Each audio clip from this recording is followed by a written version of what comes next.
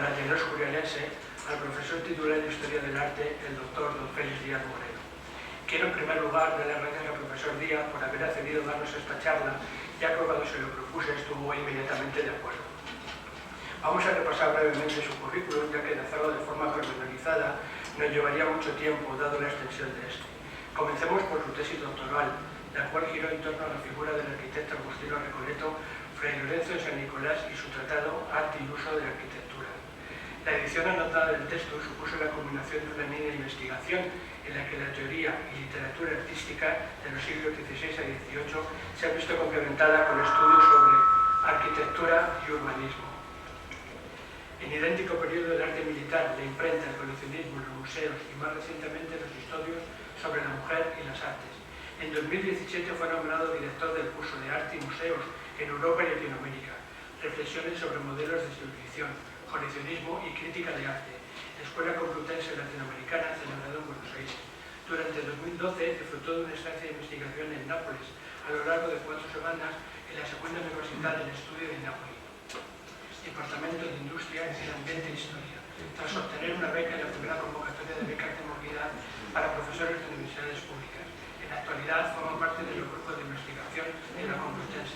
La Corte Española forma parte de Arte, Artistas y Mecenas bajo la dirección de la doctora Velasco Esquivias.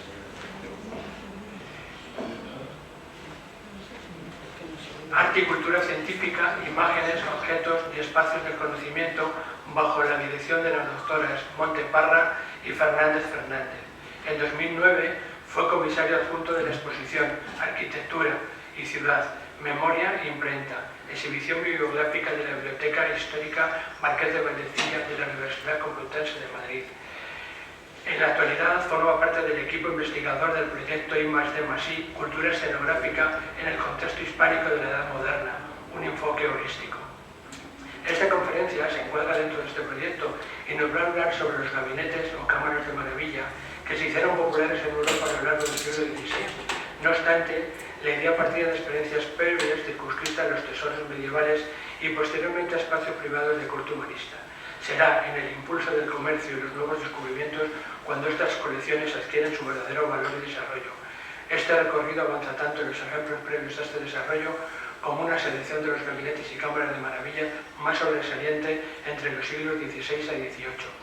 Dejemos al profesor Díaz que nos ilustre sobre estos temas en esta conferencia que será, como ya nos tiene acostumbrados, interesante y magnífica. Le doy la palabra al profesor Díaz.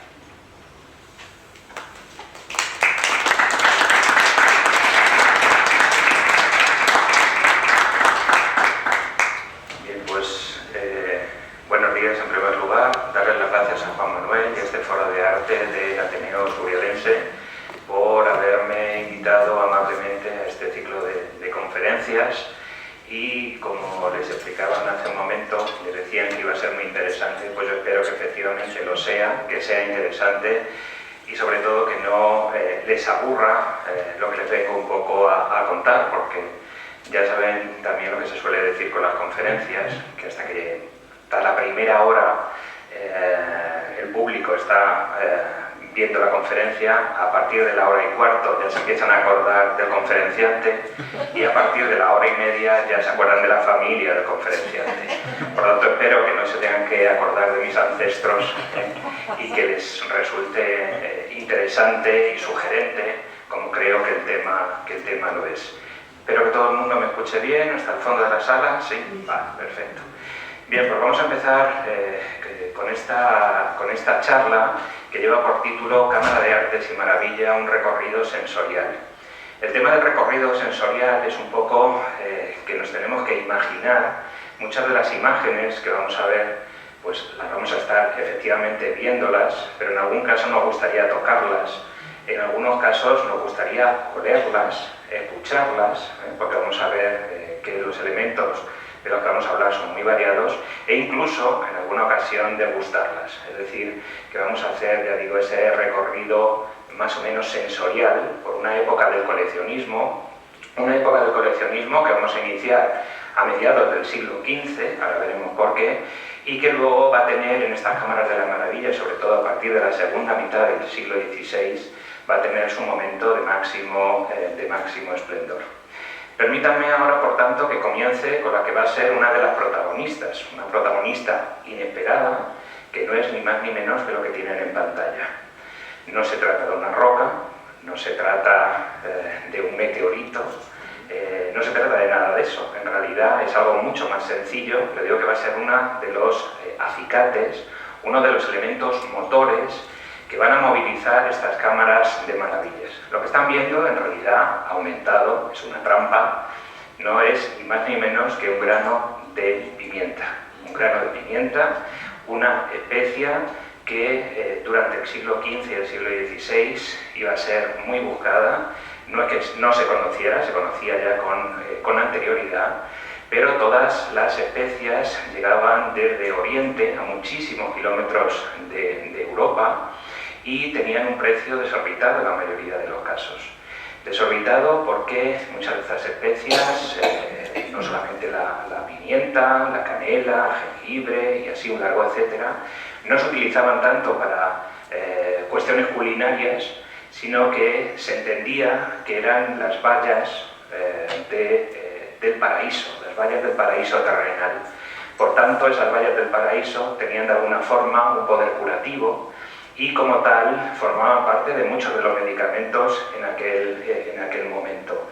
Estos medicamentos, con sus específicos, que la palabra viene justamente de estas especias, pues digo que hacían que su compra, que su uso fuera o se intentara generalizar, pero además a unos precios realmente exorbitados. Exorbitados porque tenían, al menos se ha calculado, que había casi entre 10 y 12 intermediarios desde que salían de la zona de producción en China, en Japón, en las Islas Molucas, hasta que llegaban a Europa. Eso encarecía muchísimo el producto. Se solía decir que se pagaba su precio en oro y no se iba desencaminado, porque en el caso de nuestra protagonista, en el caso de la pimienta, se compraba grano a grano y el precio que se pagaba era similar al que se pagaba por la plata, para que se hagan una idea del precio que podían llegar a tener estos productos. A partir de la segunda mitad del siglo XV va a haber una serie de condicionantes que va a hacer que el comercio, digamos, empiece a resurgir y se empiecen a buscar nuevas rutas comerciales. Estas nuevas rutas comerciales se van a deber sobre todo a una serie de mejoras técnicas, como van a ser los barcos, los nuevos barcos que se van a utilizar, como van a ser también los instrumentos para poder navegar. Ahí tiene una imagen de un astrolabio y un cuadrante, y también todo lo que tiene que ver con la cartografía.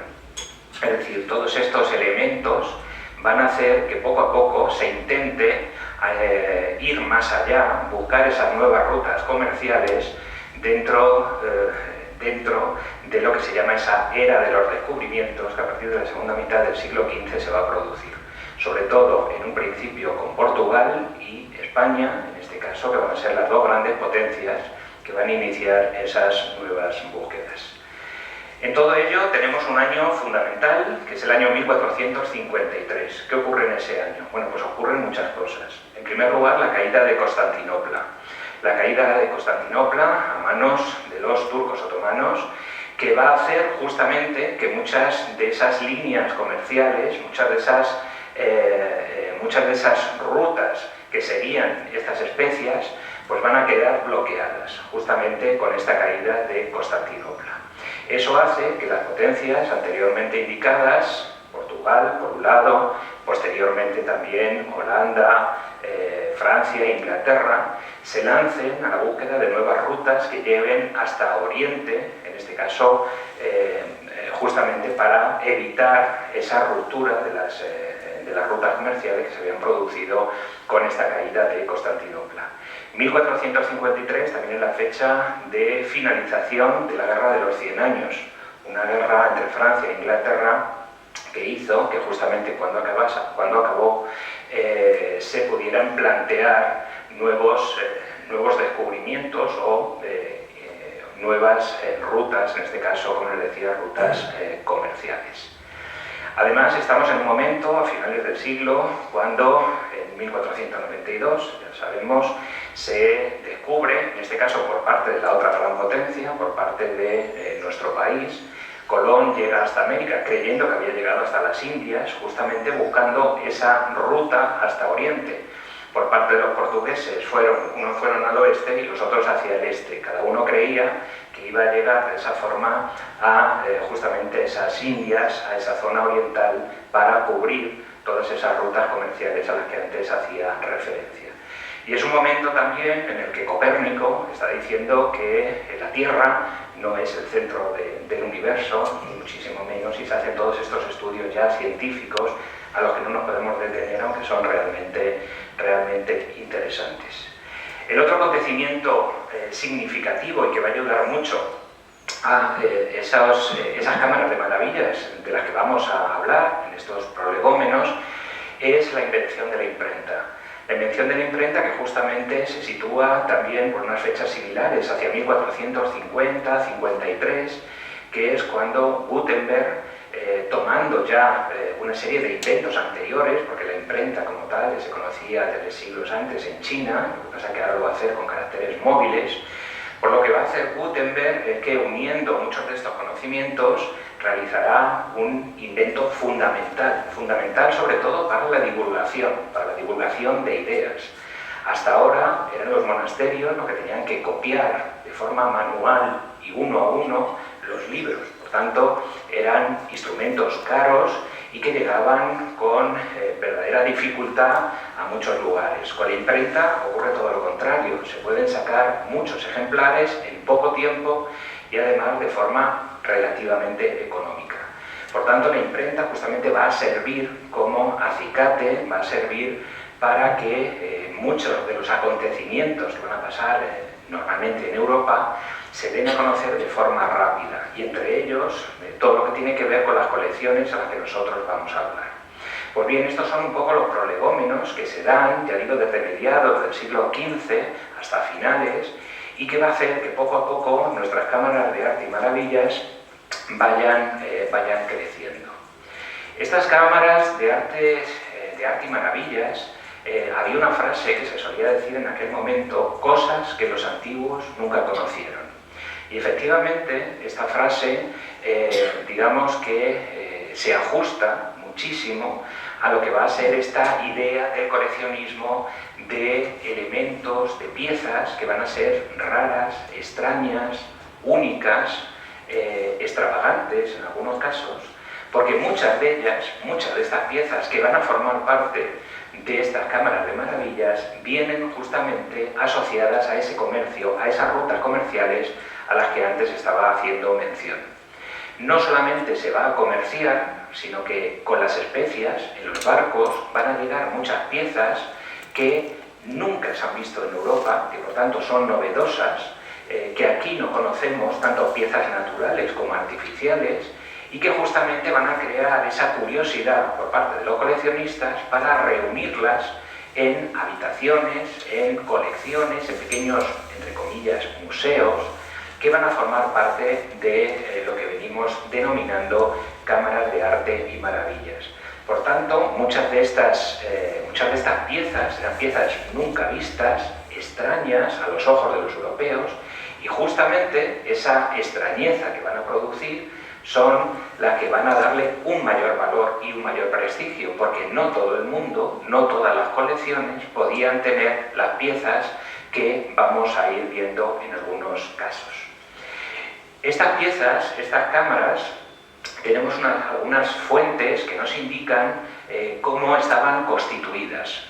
La primera, la principal, es esta obra del año 1565, escrita en latín. Es una obra muy cortita, tiene apenas 60 páginas y se llama, el título ya en castellano, Inscripciones o títulos del más ilustre teatro en el que se incluyen contenidos, ejemplares e imágenes. Cuando se habla teatro, se habla de teatro del mundo, de esa idea de dar a conocer todas las piezas que se han podido crear o que se han encontrado en la naturaleza, y se utiliza mucho la palabra teatro en estas publicaciones. Su autor es el personaje que tienen a su izquierda, Samuel Kiekebeer, un médico flamenco que va a ser el conservador, es decir, la persona que va a cuidar la colección, en este caso, del duque Alberto V de Baviera. Alberto V de Baviera, que va a ser uno de esos príncipes, que va a tener una gran colección, que va a tener una cámara de maravillas. En esa cámara, justamente, Samuel Kiekeberg va a no solamente conservarla, sino a estudiarla, y de sus estudios hará esta obra, estas inscripciones a las que les hacía referencia. En esta obra, Kiekeberg ya deja marcadas cuáles serían las secciones, y ya vamos entrando cada vez más en el tema, cuáles serían las secciones de estas cámaras de maravillas. Tendrían una sección histórica, otra del contenido propiamente dicho de cámara artística, cuadros, esculturas, como luego veremos, un gabinete de ciencias naturales, un gabinete tecnológico con las artes mecánicas y una pinacoteca. Esas serían las 5 secciones que Kiekeberg introduce como elementos básicos para esta cámara de maravillas.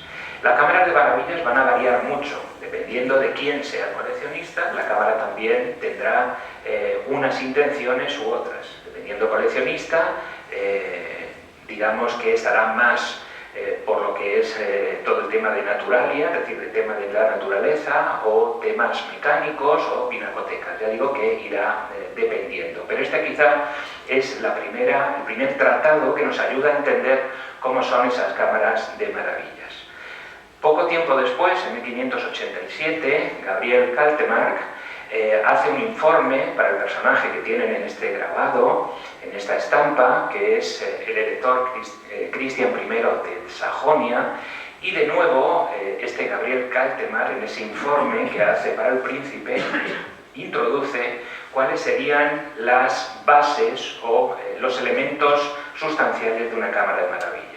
Una primera parte estaría dedicada a la naturalia, es decir, a todos los elementos de la naturaleza, ya sean vivos o muchas veces disecados, o elementos minerales, etcétera, etcétera. Una siguiente parte estaría dedicada a la artificialia. La artificialia serían elementos etnográficos, elementos donde ya se introduce la mano del hombre. Pero yo digo siempre esos elementos curiosos, extraños, únicos, que están traídos de todos esos lugares que se van abriendo a las rutas, a esas rutas comerciales, y que muy poca gente conocía. Un siguiente apartado dentro de estas cámaras de las maravillas estaría dedicada a la parte científica. Y esa parte científica habría pues desde elementos mecánicos, científicos, etcétera, etcétera, pequeños laboratorios dentro de estas cámaras. Y por último, una sección que sería la sección iconográfica, sección en la que se introducirían esas pinturas, esas esculturas.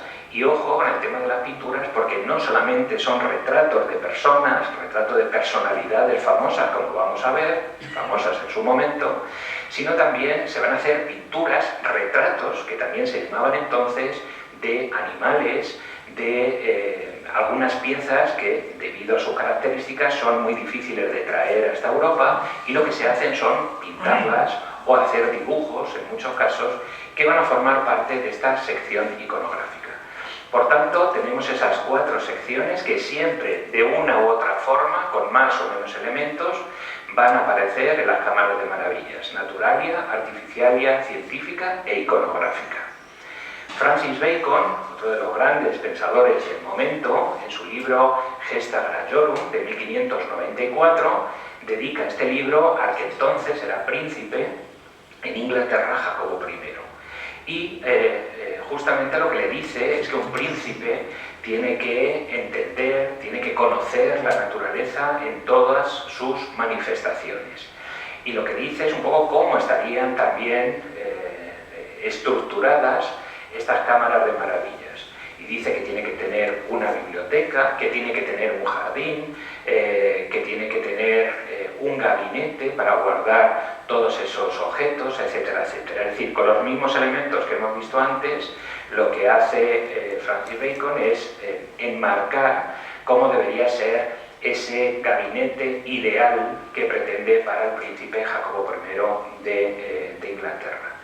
era muy habitual que la parte de naturalia, es decir, la parte de los animales, de los minerales, los corales, por ejemplo, se van a coleccionar muchísimos, además también tuvieran una parte viva. Normalmente muchos de estos gabinetes tenían un pequeño jardín botánico y también tenían un pequeño zoológico, lo que se llamaba un vivarium.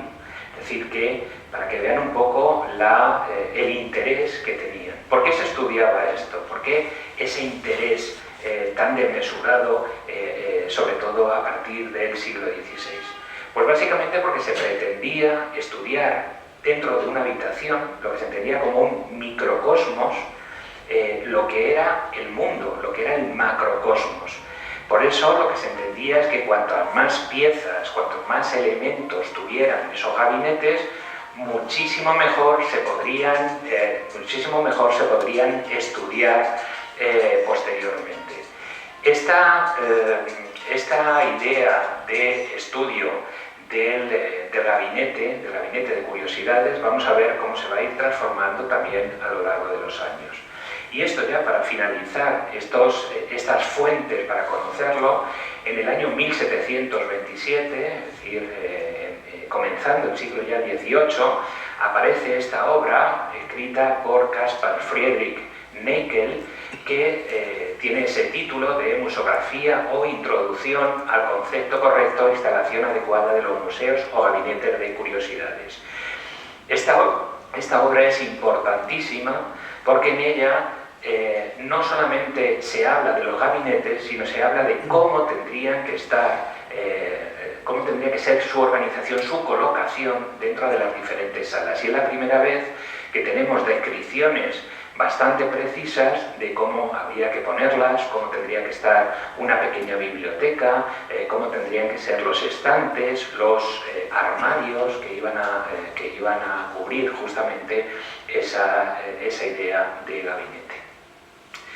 Con todo esto vamos ya a entrar, y por eso les he puesto este armario con las puertas abiertas, porque nos va a servir un poco como ventana de entrada a este mundo sugerente, creo que lo es, de este gabinete.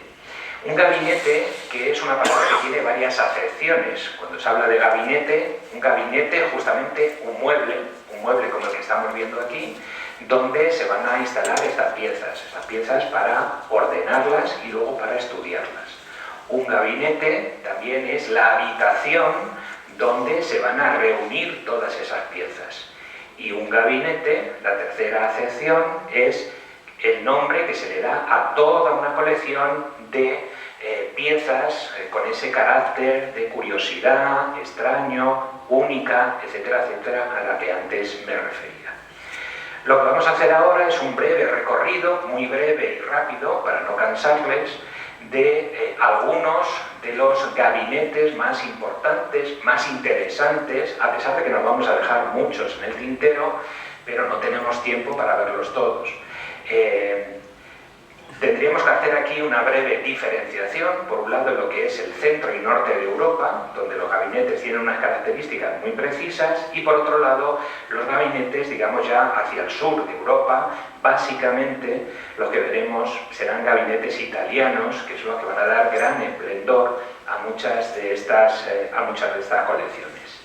Les he traído esta imagen de Margarita de Austria, hija de Maximiliano I y María de Borgoña, que es quizá de las primeras mujeres, importantísima, una de las primeras mujeres coleccionistas, y que van a tener un gran gabinete, en este caso en su corte de Mengen, que es en realidad lo que hoy conocemos como Malinas. Pues en Malinas tenía instalado, ya digo, que un gran gabinete con estas piezas, con estos elementos a lo que antes hacía referencia.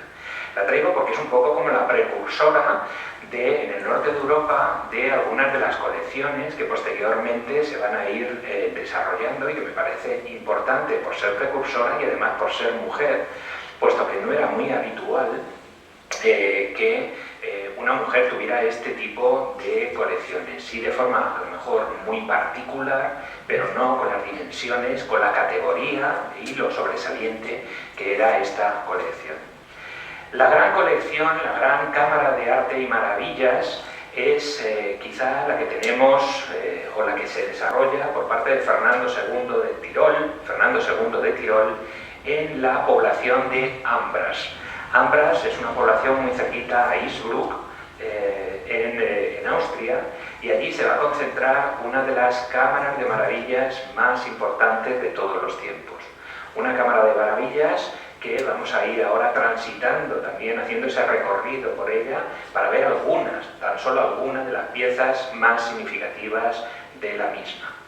A estas cámaras de arte y maravillas normalmente se las llama o se las denomina con su nombre en alemán, al final se ha generalizado y todo el mundo habla de Kunstkammer, cámara de arte, o Wunderkammer, cámara de maravillas.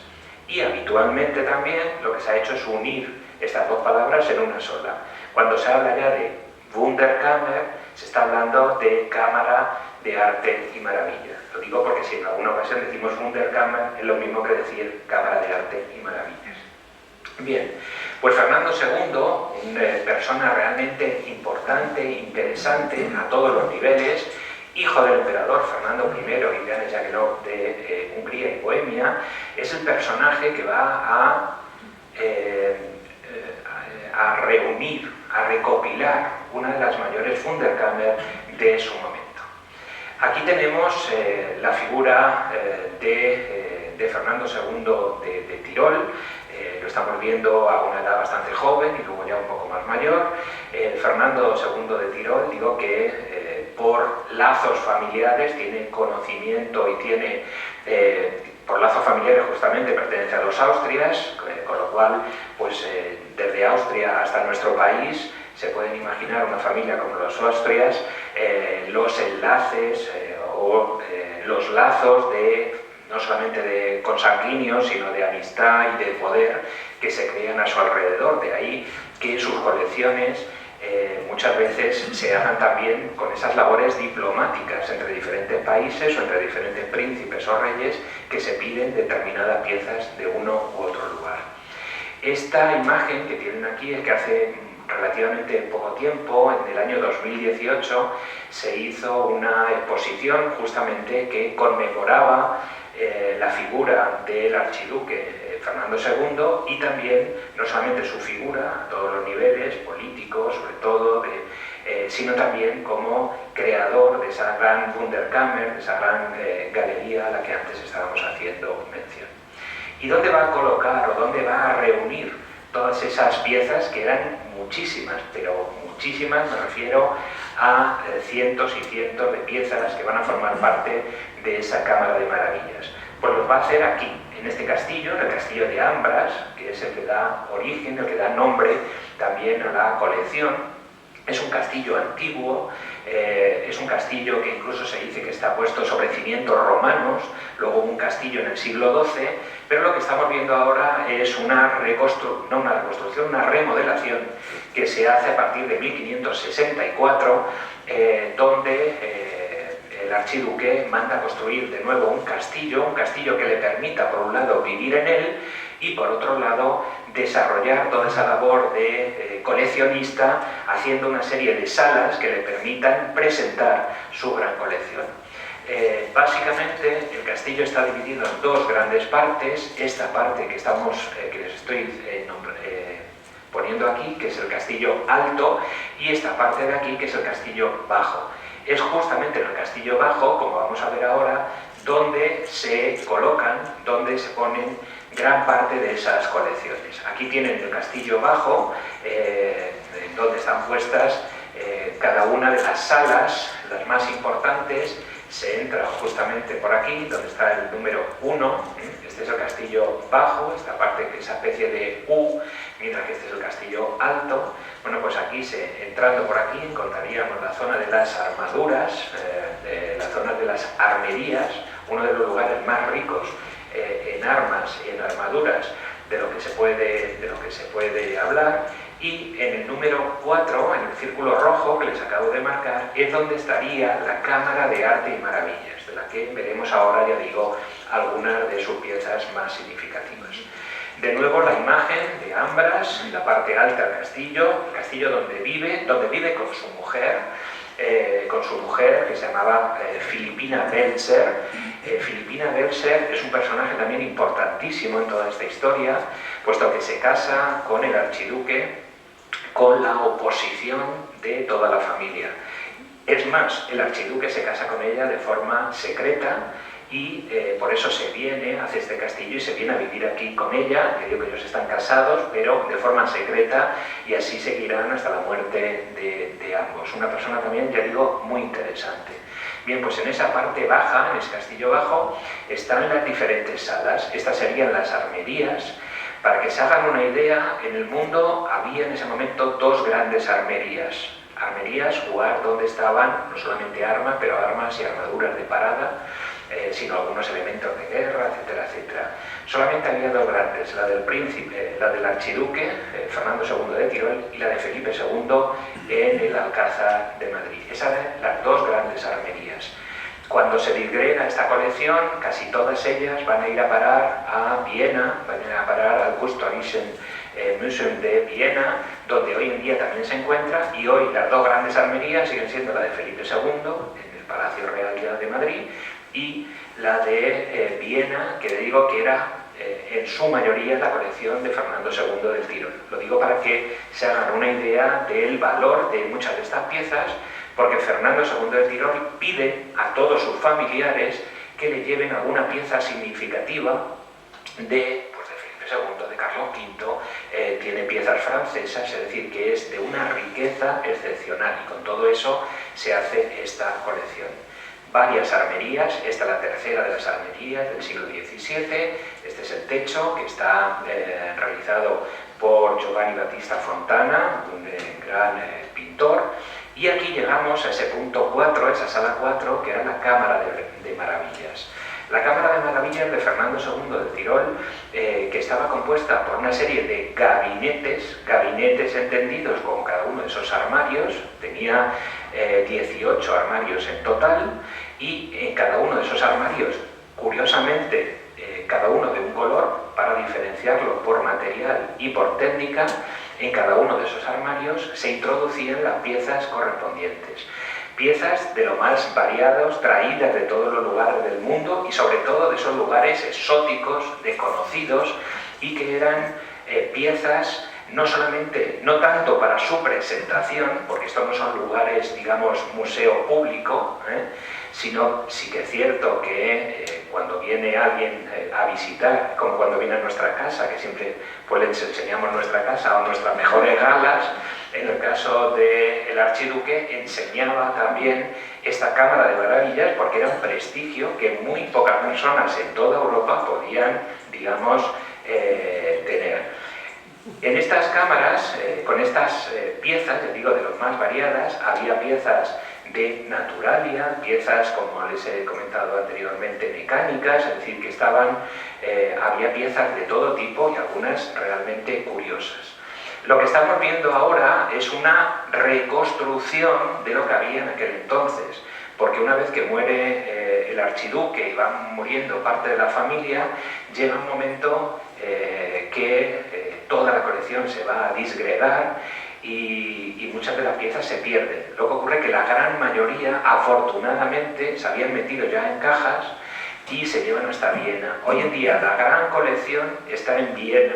Lo que ocurre es que se ha reconstruido y muchas de las piezas han vuelto de nuevo al castillo de Ambras para, digamos, dar una idea aproximada de cómo sería esta gran cámara de arte y maravillas. Tan solo, pues algunas de las piezas que formaban parte, piezas de los más variados, desde labores de marfil, objetos de vidrio, alabastro, corales, muchísimos corales. La colección de corales y de conchas que había en aquellos momentos es en toda Europa, digo que se convierte casi como en algo que unos y otros coleccionistas pelean por encontrar, ya digo, las piezas más significativas, las piezas más raras y más extrañas. Huesos de animales, cocodrilos, vamos a encontrar muchísimos cocodrilos, como un elemento también fuera de lo común. En Europa cocodrilos como tal no había y por tanto se traen, no no solamente de África, sino de la zona oriental. Van a llegar incluso rinocerontes, algunos como regalo. Por ejemplo, a Felipe II le van a regalar un rinoceronte, una rinoceronta, en este caso, una vaga. Pues digo que son esas piezas extrañas, pero que marcan un prestigio con respecto a todo lo demás. Muy poca gente podía tener esas piezas y por tanto ya digo que es un símbolo de prestigio, de poder, y que las cortes van a enseñar muchas veces justamente con ese fin. Había un antiquarium, es decir, un lugar donde había estas figuras romanas, la mayoría de ellas, estos bustos romanos. Siempre uno intentaba retrotraerse a la antigüedad, porque es como que uno venía de esta antigüedad y por tanto eso también te daba un mayor prestigio. Este es el Castillo Alto, que se hace entre el 64 y el 67, como estamos viendo aquí. Este es el patio del castillo interior, un patio realmente fantástico, con estas grisallas, es decir, pintura sobre el muro, con virtudes. Normalmente siempre son virtudes de los príncipes, de los reyes, porque todas esas virtudes presuponen que son también de quien vive allí, por eso se ponen también muchas veces estas virtudes. En la parte baja están viendo esta construcción alargada, y esta es una de las obras también más interesantes, porque es la que se llama la Galería Española, una galería que tiene 40 y tantos metros de largo por 27, me parece que es de ancho, para que se hagan un poco una idea de cómo es la galería. Y en esa galería lo que se pone es una galería de retratos, que es algo también muy habitual en las cámaras de maravillas, que se pongan esas galerías de retratos. Aquí lo estamos viendo, es una sala de protocolo, de bailes, de recepciones, pero es una sala realmente fastuosa para aquel momento y que ha llegado afortunadamente hasta nuestros días. Bueno, pues aquí estamos viendo toda esa familia de los Habsburgo que aparecen retratados, pintados en las paredes. Esto forma parte del Castillo Alto, la capilla de San Nicolás, aunque en origen era del siglo XIV, lo que estamos viendo hoy es una reconstrucción que se hizo en el siglo XIX, y en las salas altas lo que tenemos es la galería familiar, aquí con todos esos retratos a lo que antes les estaba haciendo referencia. Vemos pues algunos de los familiares directos que estaban todos realmente emparentados en la casa de Habsburgo, con algunas piezas más. Piezas de esa Wunderkammer, pues hemos dicho desde piezas realizadas por el hombre, en este caso piezas de vidrio, alguna de Murano, pero piezas también de otras localizaciones, como piezas ricas que unían, pues a lo mejor perlas traídas desde Oriente y que luego se introducían dentro de alguna obra, como esta que estamos viendo aquí, realmente espectacular. Como espectacular era, por ejemplo, esta obra, la que se conoce como la Saliera. Esto es un salero, en realidad. Es un salero de Benvenuto Cellini, uno de los grandes escultores del Renacimiento, que formaba parte también de esta galería, como les decía, como elemento curioso muchas veces, obra que fue robada en el año 2003, y hasta 3 años después no se pudo recuperar, ya se daba por perdida, pero realmente luego pues, se pudo recuperar. Está en el Kunsthistorischen Museum de Viena, y hoy en día se puede seguir viendo allí. Entre esas piezas espectaculares, diversas, exóticas, como se creían entonces, está este penacho de Moctezuma, hoy en Viena también, penacho de Moctezuma que estaba realizado con las plumas del quetzal, ese pájaro. Lo que están viendo abajo es una reproducción que hay en el Museo Nacional de Antropología de México. El museo, y en este caso el país, México, ha pedido en reiteradas ocasiones que lleven el penacho hasta México para poder presentarlo a su público, a sus ciudadanos. Lo que ocurre es que siempre se ha comentado que era bastante difícil el transporte de esta pieza, porque es una pieza muy delicada. Está hecha totalmente con pluma, lo que se llama el arte de la plumaria. Está hecha con plumas, no solamente de quetzal, sino de otros pájaros, con pequeñas piezas de oro, etcétera, etcétera. hasta tal punto que incluso se hizo una comisión entre expertos de México y Austria para ver si había alguna posibilidad de llevar la pieza hasta México, y al final establecieron, tanto unos como otros, que la pieza era demasiado delicada y que podía sufrir algún tipo de daño en ese transporte, a pesar de que hoy en día los transportes son muy seguros, pero cualquier pequeña vibración podía hacer que efectivamente hubiera algún tipo de problema. Ese documental que les he puesto abajo es un documental sobre el arte de la plumaria y algunos de esta polémica que se creó en torno a esta obra. Pero esta es una de las obras exóticas, es una obra que en realidad se la regala Hernán Cortés a Carlos V, y posteriormente es Felipe II quien se la regala al archiduque. Quiero decir que muchas veces son regalos institucionales lo que se están haciendo, y por eso están en un sitio o en otro. Anteriormente les decía el tema de los corales. Bueno, pues aquí tenemos los corales. Hay corales que son dentro de la naturalia, es decir, corales naturales, pero en este caso son corales trabajados por el hombre, entonces serían dentro de artificialia. No sé si se pueden, no sé si lo ven, que con el mismo coral hay una crucifixión. Aquí tenemos el Cristo crucificado y aquí tenemos al resto de personajes, aquí tenemos otro de los crucificados, aquí el otro. Quiero decir que con esos elementos naturales muchas veces se trabajaban y entraban a formar parte de esa artificialidad. Lo que estamos viendo aquí, que nos puede resultar un poco curioso o chocante, bueno, pues también estaba dentro de esas cámaras de arte y maravillas. Todo, hemos dicho que todo lo que hay en el mundo, extraño, diferente, extraordinario, era factible de formar parte de estos gabinetes, y entre ellos pues estaban todos estos, lo que se consideraba como fenómenos de la naturaleza, pues personas deformes en algunos casos, lo que entonces se llamaba, y entre comillas, aunque no me lo vean, monstruos, pues esas personas deformes, extraordinarias, diferentes, también formaban parte de estas colecciones. No ellos directamente, aunque hay que decir que muchas de esas personas eran personas itinerantes por las diferentes cortes europeas, donde se mostraban al público. Digo que en muchos casos lo que se hacía es lo que anteriormente les comentaba. Se hacían retratos, lo que serían nuestras fotografías, pues hacían retratos de algunas de estas personas. Este, por ejemplo, es Pedro González, Petrus Gonsalvus. Pedro González era canario de nacimiento y con tan solo 10 años se marchó a la corte francesa, donde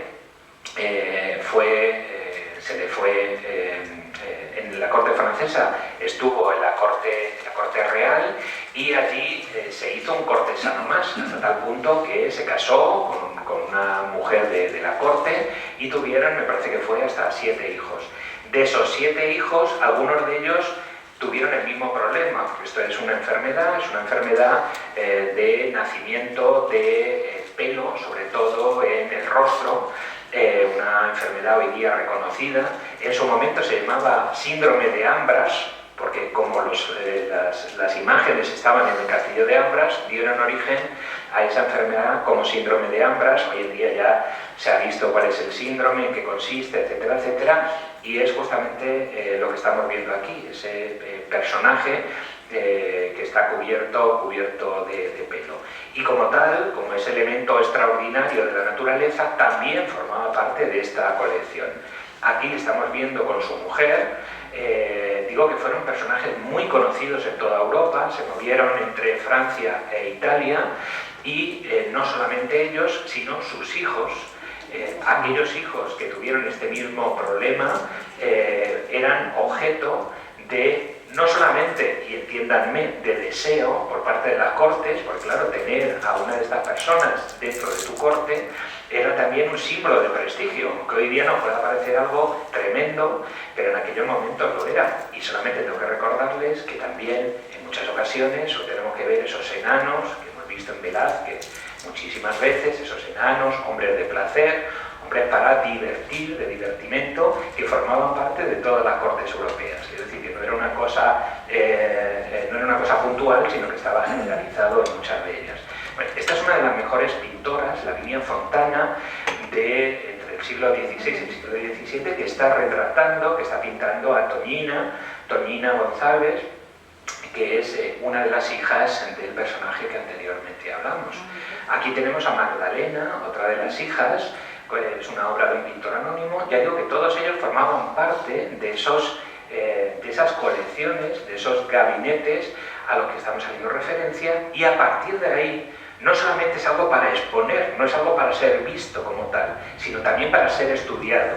De ahí que la mayoría de las piezas que tenemos ahora, que aquí es importante todo el tema de la imprenta, por eso decía que va a ayudar a divulgar, dar conocimiento sobre todos estos elementos de la naturaleza en todos sus formatos, pues digo que ayudan a estudiar, a investigar y a divulgar todas estas historias. Esto que estamos viendo es la Historia Monstruorum de Ulisse Aldrovandi, un coleccionista del que luego hablaremos, importantísimo también, porque, como van a ver, es un personaje realmente también sugerente en muchas de sus manifestaciones. Antes les decía que Fernando II de Tirol se había casado con Filipina Belzer, que es esta mujer que tenemos aquí. Filipina Belzer, que curiosamente, una persona que conocía muy bien la botánica, una persona que había hecho casi 200 fórmulas magistrales de farmacia, lo que entenderíamos como de farmacia, de medicamentos, etcétera, etcétera. Tiene un libro de farmacopea con esas 200, no solamente ingredientes, sino formulaciones. Pues hoy en día, curiosamente y desafortunadamente, por lo que es conocida, no solamente por ser mujer de Fernando II de Tirol, sino porque hizo también un libro de cocina. Entonces, si buscan Filipina Belzer, raramente les va a aparecer el libro de farmacopea, sino que les va a aparecer el libro de cocina, que efectivamente, pues lo único que hizo en este caso fue recopilar recetas de la cocina de los alrededores. Pero era un personaje realmente importante, interesante, intelectualmente, que fue la compañera durante toda su vida del archiduque. Bueno, pues también la he querido traer a colación en esta historia. Elementos extraños, diferentes de la naturaleza, pues los gigantes y los enanos. Pues aquí tenemos esta imagen de un gigante y de un enano, Bartolomeo Bon, que se le conocía, que se sabía de él, que eran cortesanos, quiere decir que eran eran personas respetadas en cada una de las cortes en las que estaban. Estos gigantes lo podemos ver también con sus armaduras. Bueno, pues todo esto estaba en ambras. O cuestiones extrañas de la naturaleza, como el caso de Gregor Bacci, que en una justa, en un torneo, le clavaron en el ojo una de las lanzas y de forma extraña se quedó así, es decir, que no murió, sino que se quedó así durante mucho tiempo, y eso fue objeto también de su valoración para formar parte de este conjunto de piezas donde también se piensa en la muerte, donde también se piensa en lo que va a venir en el más allá, o que la vida muchas veces es solamente un tránsito. Quiere decir que todas son piezas que forman parte de estos gabinetes, realizadas, eso sí, en marfil, en maderas o en piedras preciosas, en muchos casos traídas de todas esas rutas comerciales. Seguimos más o menos en el centro norte de Europa con otra de las grandes colecciones, Rodolfo II de Habsburgo. Rodolfo II, que llegó a ser emperador y que por tanto también fue una de esas personas importantes y sobre todo gran coleccionista. En el caso de Rodolfo II, incluso su faceta como coleccionista llegó en algunos casos a estar muy por delante de su faceta como gobernante. Es decir, que llegó un momento que lo de gobernar le daba un poco igual, y él lo que quería era seguir coleccionando, seguir teniendo piezas cuanto más extrañas, cuanto más raras mejor. Un personaje además que le gusta a todo el mundo de la magia, la alquimia, lo paranormal, es decir, que se hace también reúne en su corte a muchísimas personas que tienen que ver con estos temas. El archiduque Rodolfo, que junto con su hermano, el archiduque Ernesto, pasaron una buena cantidad de años aquí en nuestro país, y justo aquí donde ustedes se encuentran, no en la Casa de la Cultura, sino en el Escorial, porque estuvieron tutorizados por Felipe II. Su madre, que era hija de Carlos V, quería de alguna forma retirar la presencia de sus dos hijos, de su marido, porque tenía unas ideas que rozaban mucho con el protestantismo. La madre era totalmente católica, y ya digo que en un momento dado consigue que sus hijos abandonen la corte y que sean enviados con Felipe II, con su tío, para que les enseñe lo que es la corte, la manera de poder luego reinar, etcétera, etcétera. De ahí que muchos elementos de tanto Rodolfo como Ernesto tienen que ver mucho con la corte española. Una corte, la de Rodolfo, en la que se va a hacer reunir o a juntar, como les decía antes, con muchos de los grandes pensadores y también con grandes artistas. En este caso Archimboldo, que va a ser, esta es la imagen de Rodolfo II en traje de Bertumno, hecho con frutas y con flores, como están viendo. Digo que Archimboldo va a trabajar en la corte de Rodolfo como su pintor, digamos, de confianza. Este tan solo es uno de ellos.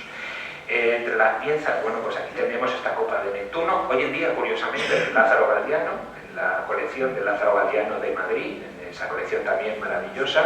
Bueno, pues aquí están viendo piezas con materiales exóticos, muchas veces nobles, Gasparo Miseroni. Pues aquí estamos viendo algunas de las piezas, digo, que más significativas. Rodolfo II, que era un enamorado de los automatismos, por ejemplo, de todas estas figuras de pequeñas esculturas que se movían, que daban la hora en un momento dado, o que hacían, giraban, es decir, todas esas partes mecánicas que también formaban parte de las colecciones de las Wunderkammer, como les decía anteriormente, esos ingenios a lo que se conocía en su momento. O piezas como esta, piezas naturales, pero que luego van a ir revestidas o van a ir trabajadas por la mano del hombre. Estos son piedras bezoares. Las piedras bezoares se tenían como piedras que ayudaban a combatir los venenos. En aquellos momentos y en esas cortes donde hay que decir que eran bastante movidas, pues el tema de los venenos era algo que se tenía muy en cuenta. Bueno, pues las piedras bezoares se pensaban que ayudaban contra el veneno. Esas son las piedras bezoares, pero luego fíjense alrededor de las mismas todo lo que hay. Felipe II, del que no vamos a hablar desafortunadamente, nada más que así en pequeñas píldoras, Felipe II tenía una gran colección, también una Wunderkammer realmente importante.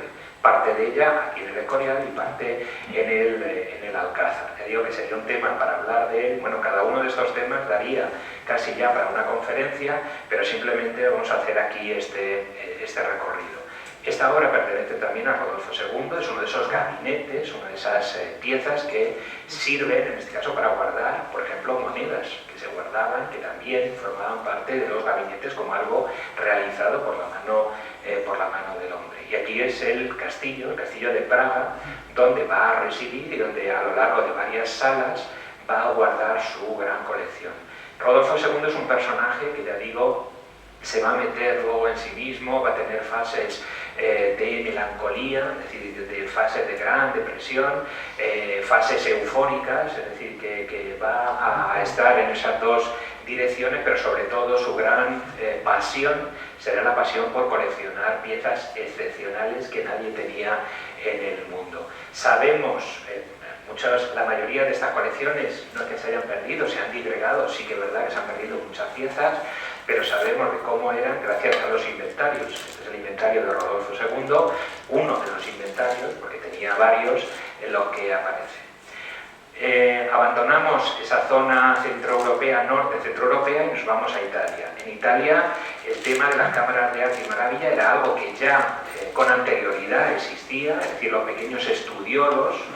Los estudiolos eran pequeñas salas, saletas, donde normalmente príncipes, eruditos, reyes, se metían para estudiar, pero era algo de una forma totalmente personal, ¿no? Esos pequeños centros. Ahora lo que vamos a ver son esos gabinetes dirigidos por también intelectuales o eruditos, pero que sobre todo se dedican al estudio y a su divulgación, ¿no? Que esa es un poco una de las diferencias. El primero de ellos es Ulisse Aldrovandi. Ulisse Aldrovandi, boloñés, es un personaje realmente fascinante, con una biografía digna de un libro, digna de un bestseller, porque es un personaje que a una edad bastante joven se marcha hasta Roma, se marcha andando, ¿no? Porque no tiene medios, desde Roma luego enlaza y se marcha a hacer el Camino de Santiago, del Camino de Santiago quiere ir a Jerusalén, lo que pasa que, bueno, pues al final las cosas no le salen bien y vuelve a Bolonia, y allí en Bolonia se dedica a la investigación, sobre todo de botánica. Se le dice que es un poco el padre de lo que es la historia natural, ¿eh? Porque es uno de esos personajes que inician esos estudios de historia natural.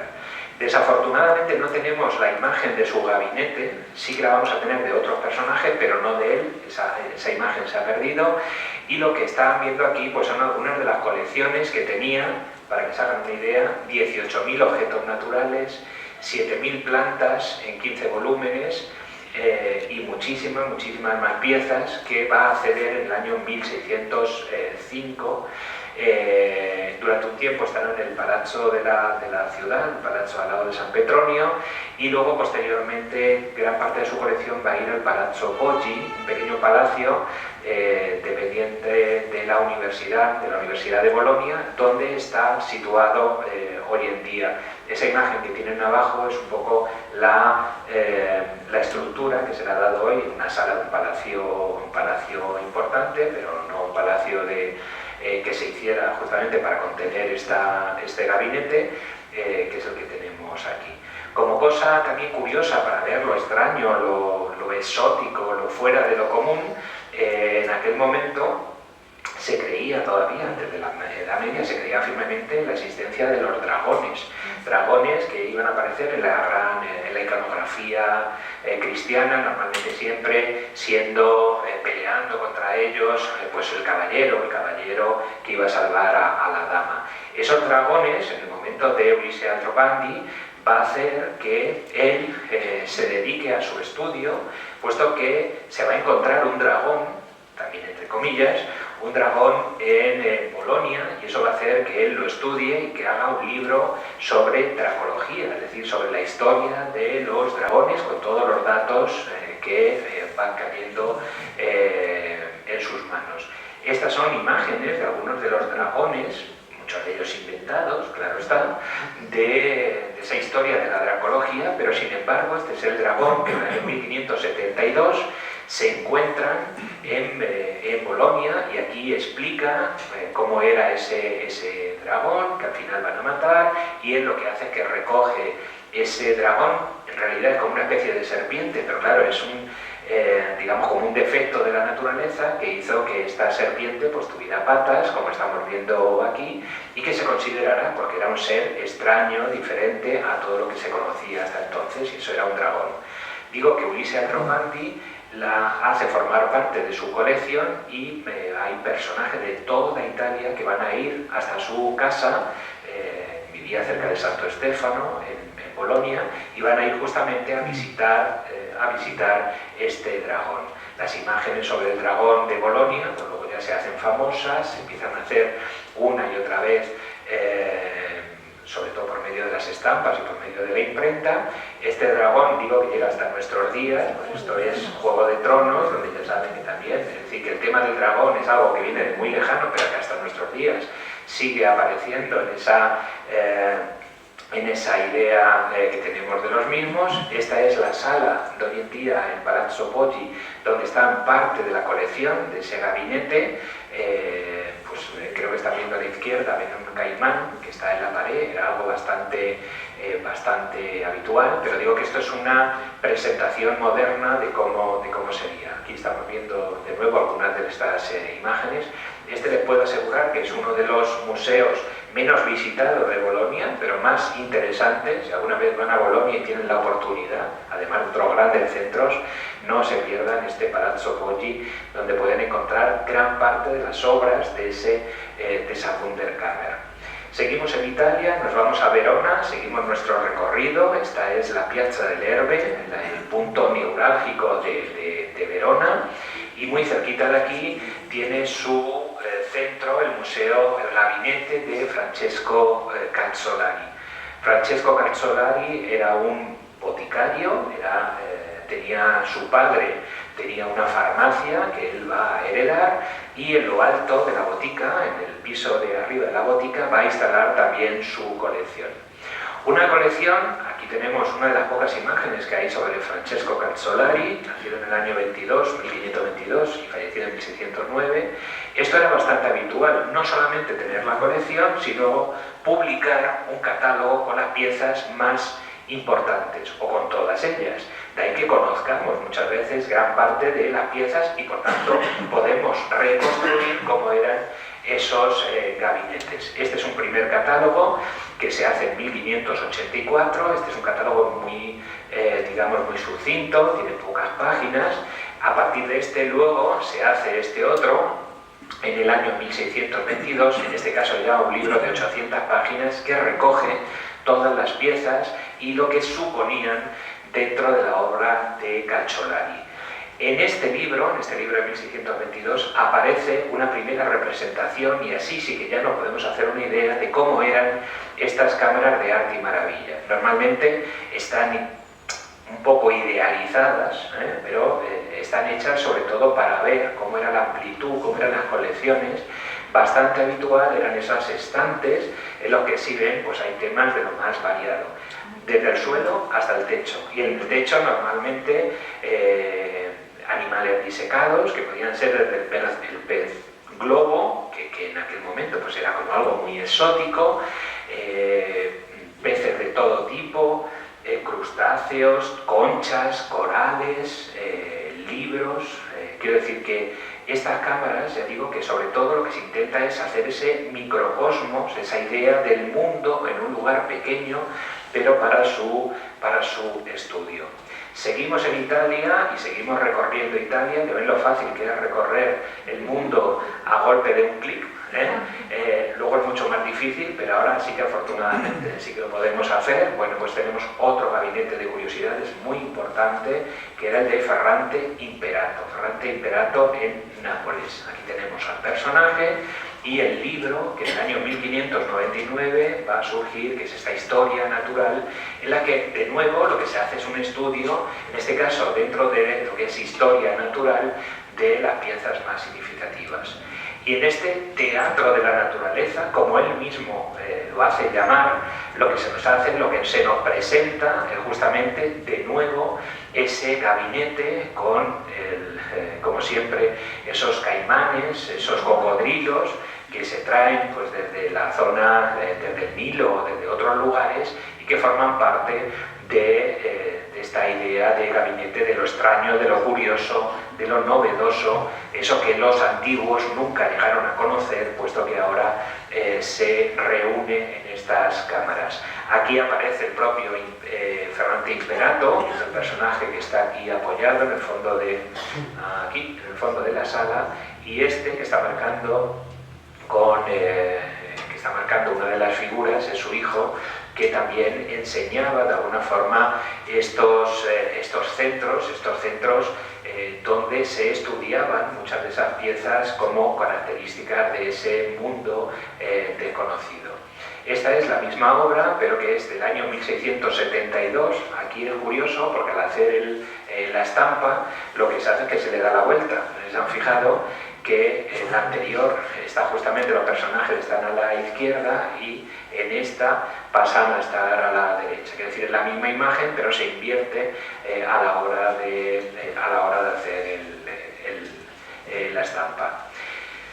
Abandonamos muy brevemente Italia para irnos ahora a Dinamarca, donde hay otro de estos gabinetes, el que se llama el Museo Bormiano. Se llama Museo Bormiano porque es Olaus Bormius quien introduce o quien estudia también de nuevo este gusto por las cuestiones raras, extrañas que venimos indicando. Este es el grabado de su libro, donde vemos que es algo también muy similar.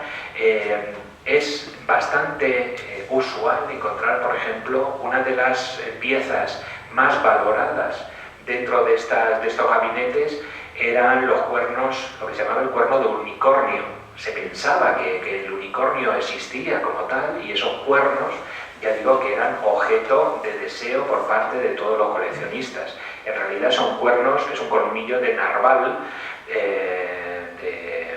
que se extraía del narval y que luego, pues ya digo, que se creía que era cuerno de unicornio, y no solamente que fuera cuerno de unicornio, sino que tenía unas propiedades mágicas para determinadas cuestiones. Bueno, desde osos polares, en este caso, morsas, es decir, todo aquello que fuera extraño en cada uno de los mundos, natural, artificial, de los minerales, etcétera, etcétera, podía formar parte de estos gabinetes. Lo que ven a la izquierda es una fotografía, una recreación que se hace en el año 2003, y lo de la derecha es una novela de Lovecraft, la llamada de Cthulhu, donde el personaje de Olaus Bormius forma parte, es el protagonista de esta novela. Es una novela que el protagonista es del siglo XII, que toma el nombre de Bormius, pero que luego no es él en realidad, pero bueno, para que vean un poco también la importancia que han tenido muchos de estos personajes. Bormius, por ejemplo, es ya el primero, y esto también es una curiosidad, durante muchísimo tiempo llegaron, sobre todo de América, aves del paraíso. Aves del paraíso que, como aves que en Europa no se encontraban, pues formaban parte y se creían que eran esas aves maravillosas, etcétera, etcétera, que existían en otros lugares. Se creía además que las aves del paraíso no tenían patas, y se creía que estaban siempre, que estaban siempre volando, es decir, que nunca se posaban, volaban y volaban hasta que morían. ¿Por qué se creía esto? Y vuelvo otra vez a lo mismo, en estos lugares lo que se hace es el estudio, se investiga sobre el porqué.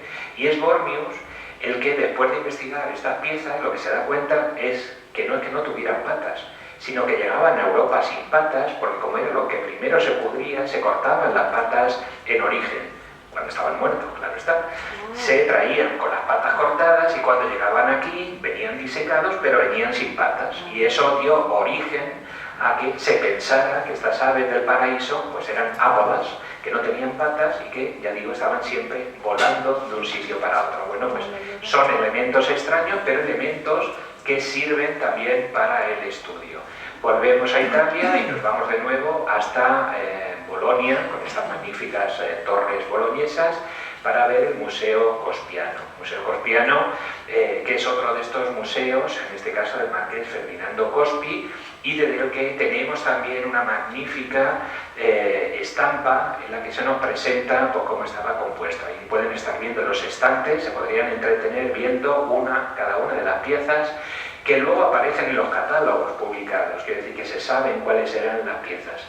Pero aquí también me interesa, además de por la sala, que se ajusta bastante bien a lo que hemos visto hasta ahora, vemos también la existencia de dos personajes. Uno que sería el propio coleccionista, que está como enseñando la obra, pero luego vemos aquí a este personaje que es un enano que era el conservador de esta colección. Pero es algo curioso, porque es el conservador y es parte de la colección, porque debido justamente a que era enano, se le consideraba como algo fuera de lo común de la naturaleza, y por tanto, además de ser, ya digo, el conservador conjuntamente con su hermana, que también era enana, digo que eran los dos conservadores, como tal se tenían, pero formaban parte, de alguna manera, de esta idea, que hoy nos puede parecer realmente perversa, pero que en aquel momento se desarrollaba de esta forma. Sebastiano Viavati es el enano que tenemos aquí, el conservador, pero para que vean, en el libro, en el catálogo de esta colección, hay una parte dedicada a los monstruos humanos, en la página 6, en la que aparece retrato al natural de Sebastiano Viavati y el de su hermana, Angélica, porque ambos retratos estaban en la entrada a la colección, en la puerta, donde ponía quién eran y que eran los conservadores, además de la colección. O sea, que estaban dentro del catálogo de la colección y luego formaban parte, ya digo, como trabajadores del mismo. La colección también se va a disgregar a la muerte del coleccionista, esto es bastante habitual, y hoy una parte muy pequeña está en el Museo Civico Medievale de Bolonia, y lo que vemos aquí en primer término es ese cuerno de unicornio, que sabemos que es un colmillo de narval, y luego tenemos, por ejemplo, los huevos de avestruz, que era otro de esos elementos que una y otra vez formaban parte de estas colecciones como algo realmente digno de observar. En este recorrido, que estamos llegando ya a su final, pues está la obra de la Galería de Manfredo Setala, en este caso en Milán. Fíjense que está idealizado porque parece ser que eran varias salas, pero para la estampa lo que se hace es poner una gran sala para que se vea. Pues aquí tenemos desde colmillos de elefante, que estamos viendo aquí, pero aquí en esta zona pues tenemos todo lo que eran elementos relojes con movimiento perpetuo, e incluso esto que apenas a lo mejor se ve, que hay aquí, esto es una capa tupimamba, que está realizada de nuevo con plumas, con ese arte plumaria al que antes hacía referencia, pues tenía esta se conserva hoy en día, en la Ambrosiana de Milán todavía se conserva esta capa. Y luego estaban también todos esos, justo debajo de la capa, aquí metido en esta caja, hay un autómata, como en el caso de Rodolfo II, que con ese conocimiento y ese gusto por los autómatas, pues en este caso también en esta colección de Setala tenían esos autómatas. De nuevo, los catálogos, tanto en edición latina como en edición italiana, digamos que el latín seguía siendo el lenguaje culto, pero el lenguaje que ya más se utilizaba era el lenguaje ya vernáculo de cada país, y por tanto se suelen traducir muchas veces, en el caso de Matteo Setala con estos dos, o aquí tenemos el retrato de Matteo Setala y tenemos ese autómata al que antes les hacía mención, hoy en día el Castello Sforzesco, que formaba parte de la colección. Muchas de las piezas se han perdido. Aquí es un caso también curiosísimo que daría para hablar largo y tendido, porque cuando él muere se hace como una especie de procesión con gran parte de sus piezas. Se lleva hasta una iglesia, se le hace un catafalco y se colocan allí todas las piezas de su colección. Piezas que luego ya no vuelven a su palacio, sino que se van también, les cambian de lugar, digámoslo finamente, y nunca más se supo. Sí que es cierto que además de esos catálogos, tienen catálogos ilustrados, que es algo bastante difícil de encontrar hoy en día. Bueno, pues aquí tenemos algunas de las piezas mecánicas, estos espejos ustorios, o muchos otros obras mecánicas que realizan. Antes hablábamos de ese pez globo. Bueno, pues aquí tenemos el ejemplar y tenemos el dibujo que se hace para el catálogo, etcétera, etcétera. Este es Matteo Setala, y lo que tiene son algunas de sus piezas más características, una esfera armilar, que era algo que también aparecía en muchas obras, obras realizadas en marfil con torno, un torno que trabajaban estos mismos personajes, o esta pieza que tenemos en primer término, que es una gaita, pero una gaita de tres, no solamente de un lugar para soplar, sino que tenía tres, era como algo polifónico. Bueno, pues son inventos que ellos también hacen en esos laboratorios. Aquí vemos la esfera armilar con el dibujo, realmente fantástica. Bueno, para esferas armilares, la que tenemos aquí en el Escorial, en la biblioteca. No vamos a ir más lejos, porque aquí tenemos ejemplos realmente maravillosos. Y esta es otra de esas. Ahora estamos en Roma. Este es el museo que forma Athanasius Kircher, que es jesuita y se hace en el colegio de la Compañía de Jesús en Roma, y se hace también esta gran exposición. Este ya es de finales, bueno, de la segunda mitad del siglo XVII. Vemos algunas de las salas de esta Cámara de Maravillas. Pues aquí forman parte también piezas egipcias que fueron una donación, etcétera, etcétera. Un gabinete, en este caso lo que tenemos una estampa de un pequeño gabinete para pequeñas piezas. Ya ven que normalmente conchas, creo que la colección de conchas y de elementos marinos es algo La mayoría de estos gabinetes luego tenían una parte dedicada como pequeñas librerías, o si eran herbarios, es decir, libros que contenían las plantas desecadas. Esto era bastante habitual. Y algunos ejemplos más, tan solo para pasar ya por ello, para que veamos que este tipo de gabinetes fue algo generalizado en Europa. Se habla, hay algunos autores que incluso contabilizaron, pues en el siglo XVI, Curtius, por ejemplo, hablaba de 960 y tantos gabinetes, que además él se jactaba que había conocido en Francia, en Italia, Países Bajos, etcétera, etcétera. Este es el de Stuttgart. Esta es la Wunderkammer de Stuttgart. Lo que queda de ella, pues ahora lo estamos viendo aquí. Esos dos tondos, esas dos obras redondas, son escudos en plumaria, de nuevo, esa técnica de plumas de pájaros de diferentes colores. Bueno, pues se ha hecho esta recreación de algunas de estas piezas.